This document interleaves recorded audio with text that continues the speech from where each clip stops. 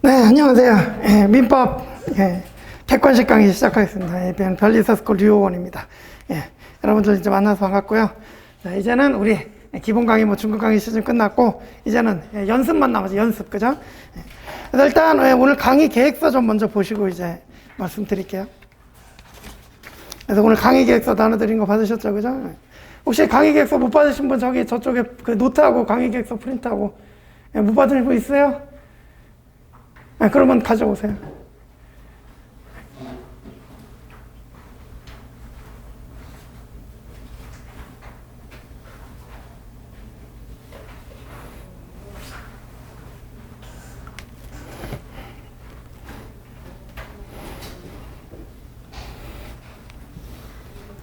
인강 찍어야 되니까 끊고 다시 시작할게요. 네, 안녕하세요. 별리사스쿨 민법 류호원입니다. 우리 민법 객관식 강의 오늘부터 시작하겠습니다. 자, 일단 저 강의 계획서 보고 조금 말씀드릴게요. 그래서 강의 계획서 펴시면 뒤쪽에 이제 일정표가 있습니다. 그래서 진도표 일단 먼저 한번 보시면 오늘부터 시작해가지고 우리 이번 객관식 강의는 격일제로, 그래서 일주일에 이제 월수금 이렇게 이제 강의를 하고요. 그래서 제가 기본 강의랑 이제 중급 강의는 이제 뭐 예습 필요 없이 그냥 오시면 된다 그랬는데, 객관식 강의다 보니까 이제 여러분들이 문제를 풀어 오셔야, 그래야 이제 수업을 제대로 들으실 수가 있으실 거예요. 그래서 문제는 미리미리 풀어 오시고, 그래서 대강 이제 1400페이지 정도 되는데 25회 분량이니까 제가 이제 계산을 해보니까 하루에 한 60페이지 정도 나가면 되겠더라고요. 그래서 여러분들도 그래서 수업 전에 하루에 60페이지 정도씩 이제 풀어 오시면 되겠습니다. 그죠? 그래서 격일제니까 하루에 30페이지씩 풀면 이제 이틀에 60페이지 나오잖아요. 그죠? 그래서 이렇게 이제 풀어 오시고, 그 다음에 뭐 이제 틀리거나 뭐 이제 해결이 안 됐거나 이런 거 체크해 놓고 계시다가 이제 수업 시간 해결하시고, 그래도 해결이 안 된다 그러면 이제 저한테 이제 질문으로 해주시면 그러면 이제 될 겁니다. 그죠? 그렇게 이제 하시고, 그래서 이제 날짜를 보시면 이제 월수금 다 이제 월수금 이렇게 이제 격일제로 진행이 되는데, 자, 이제 그 물권법의 14회 정도 보시면 13회, 14회 보시면, 자, 물권법에 이제 13회가 8월 14일이고 원래 이제 수요일이면 16일이 돼야 되는데, 제가 이제, 저도 이제 여름에 휴가는 가야지. 그죠? 그래서 8월 15일에 이제 화요일 날, 그죠? 그래서 그 8월 14일 주는 월요일, 화요일 두 번 강의하고 이제 그 수목금은 쉴 거예요. 그죠? 이렇게 이제 아시면 되겠고. 그래서 이제 일정 먼저 말씀드리는 거예요. 그죠? 그래서 8월은 이제 14일, 15일 강의하고 이제 16, 17, 18일을 쉰다. 그죠? 그 다음에 이제 다음 주 월요일 21일에 또 강의한다. 되셨죠? 그죠? 이렇게 이제 일정 확인해 주시고, 이게 이제 제대로 끝나면 이제 9월 13일에 끝날 것 같은데, 아무래도 이게 좀 보강이 그래도 한 1, 2회 정도는 있을 것 같아요. 그래서 그 정도 생각해 주시면 되겠고, 그죠? 그렇습니다. 그죠? 그러면 이제 앞쪽으로 돌아가서 강의 계획서 한번 읽어 보실게요. 좀. 그래서 이제 강의 계획서 맨 위에 밑줄 보시면 이제 기본 강의와 중급 강의가 끝나고 이제 본격적으로 객관식 문제를 풀어야 되는 시기입니다. 그죠? 사실은 조금 잃는 거예요. 그러니까 이제 보통 보면은 이제 뭐 객관식을 보통 한 8월이나 뭐 이제 9월쯤에 이렇게 진입을 하는데, 저는 좀 일찍 해드립니다. 그죠? 그래서 우리는 이제 미리미리 좀 해놓고, 그죠? 그래서 객관식 강의 끝내놓고, 그다음부터 이제 여러분들 열심히 달려야 되잖아요. 그죠? 그래서 그런 취지에서 조금 일찍 시작합니다. 그죠? 그래서 1차 시험이 선택형 객관식이라는 점에서 객관식 문제 풀이의 중요성은 아무리 강조해도 지나치지 않겠죠. 그죠? 그래서 아무리 기본서 열심히 봐도 실제로 객관식 문제를 많이 풀어보지 않으면 실제 시험에서 이제 고득점 맞기가 힘들단 말이에요. 그죠? 그래서 이제 아래 밑줄 보시면, 자, 첫째, 이번 이제 그 객관식 강의는 수험생 여러분들이 이제 기본서나 조문 판례 등을 통해서 습득한 민법 지식의 정확성을 이제 제고해보자. 그죠? 그래서 문제를 풀어보면, 내가 이제 이걸 이제 이해하고 있는 게 정확하게 이해하고 있는 것인지, 아니면 잘못 오해하고 있는 것인지, 이렇게 이제 문제 풀다 보면 잡혀지겠죠. 그죠? 그래서 정확성 제고고요. 그 다음에 이제 둘째, 공부해야 될 분량을 최대한 효율적으로 줄여드리고자 합니다. 그랬는데, 이 문제집 여러분, 들고 다니기도 무겁죠. 그죠? 벌써 분석하신 분들 보이는데, 이제 무겁다. 그죠? 무거운 만큼 양이 많다는 거죠. 그죠? 그래서 제가 이거 풀어드리면서 중복 지문 같은 거는 일단 쳐드릴 거예요. 그래서 제가 이제 중복이다 그러면은 그거는 이제 뭐 표시 좀 해놓으시고 나중에 이제 안 보셔도 됩니다. 그죠? 그렇게 이제 생각하시고. 자, 그 다음에 그 밑에 좀 보시면, 그래서 다다음 줄 보시면, 이번 개정판은 제가, 그러니까 이제 이거는 뭐 이제 몇 년 전부터 이렇게 해놓고 있는 건데, 스텝 1과 스텝 2로 이제 나눴습니다. 그죠? 풀어보신 분들 아시겠지만, 그래서 스텝 1에는 주로 이제 다른 시험, 그러니까 이제 뭐 공인노무사, 뭐 간평사, 그다음에 뭐 법원행시 뭐 이런 다른 시험들 있잖아요. 이거를 OX 지문집의 형태로 만들어갖고 지문의 형태로 만들어갖고 이제 넣어놨고요.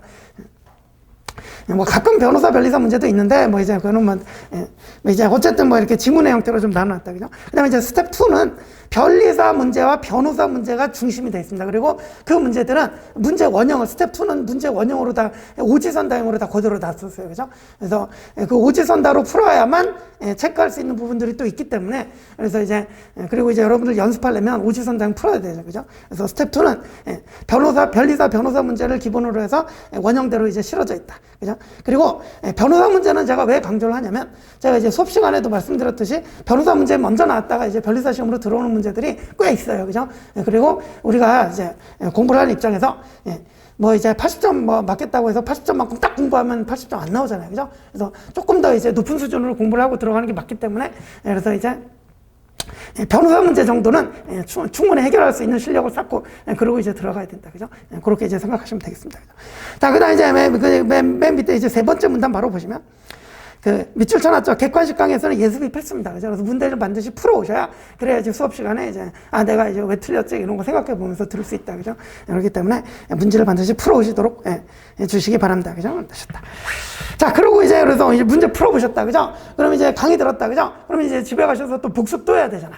그래서 복습은 틀린 문제 위주로, 그죠? 그래서 복습할 때는 뭐 이제 뭐 틀린 문제 위주로 살짝 봐주시고, 그 다음에 만약에 여력이 되시면 그러니까 우리 문제집에도 해설이 다 있고 판례 조문 판례 내용은 똑같아요. 대신에 교재를 보시면서 눈으로 확인은 좀 해둬보세요. 그러니까 이제 우리가 제가 이제 이 말씀을 드리는 취지는 뭐냐면 우리가 결국은 이제 막판 정리할 때 끝까지 가지고 가야 되는 건 기본서인데, 그죠?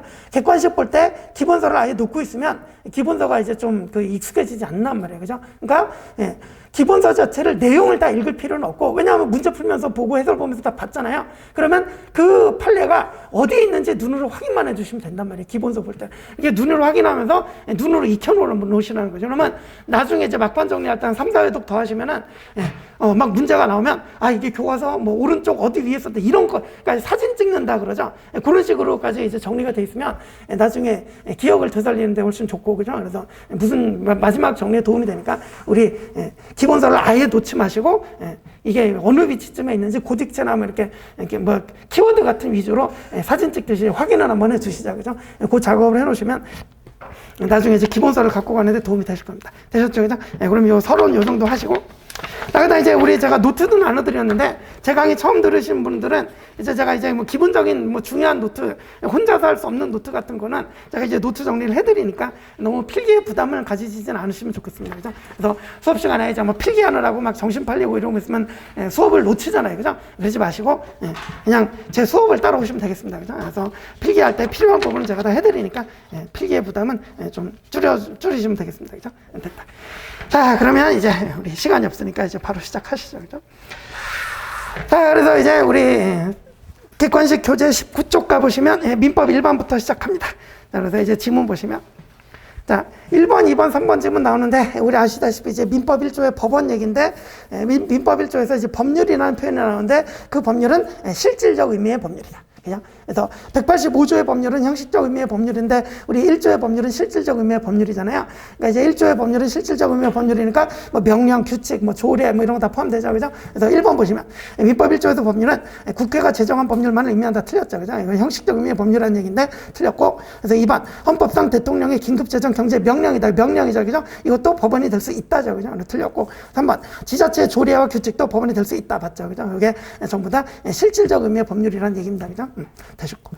그 다음에 4번.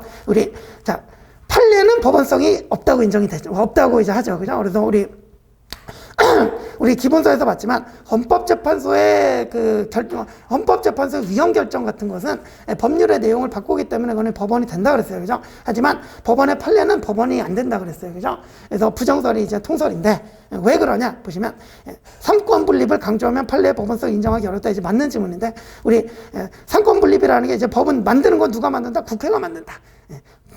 법원은 법을 적용해서 이제 뭐 사법 기관이다. 그죠? 그러잖아요. 그래서, 근데 만약에 판례의 법원성을 인정하면 법원이 법을 만드는 걸 인정하는 꼴이 되니까 삼권 분립에 반하겠죠. 그죠? 그런 취지입니다. 그죠? 그래서 삼권 분립을 강조하면 판례의 법원성 인정하기 어렵다. 맞다. 그죠? 요게 이제 판례의 법원성 부정설의 근거다. 됐다. 넘어가시죠.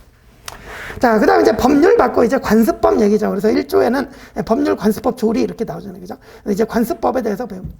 자, 5-1번 보시면, 5-1번하고 다시 2번 똑같으니까 이제 다시 2번으로 보시기가 유명한 판례죠. 그죠? 그래서 일단 관습법의 요건을 말해주고 있습니다. 그래서 관습법이란 사회에 거듭된 관행으로 생성한 사회의 법적 확신과 인식에 의해서 법적 규범으로 되게 이런 것을 말한다. 그래서 관행 플러스 법적 확신. 이거 이제 관습법의 요건이고.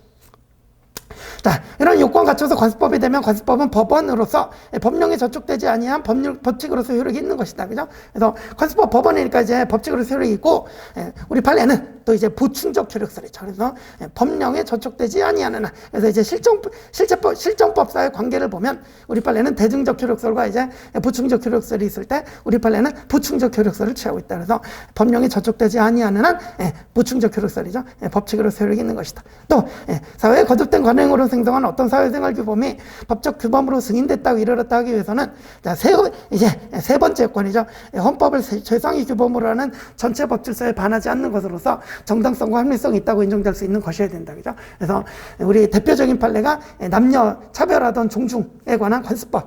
더 이상 이제 효력을 가질 수 없다 그러면서 부정이 됐죠. 그죠? 그래서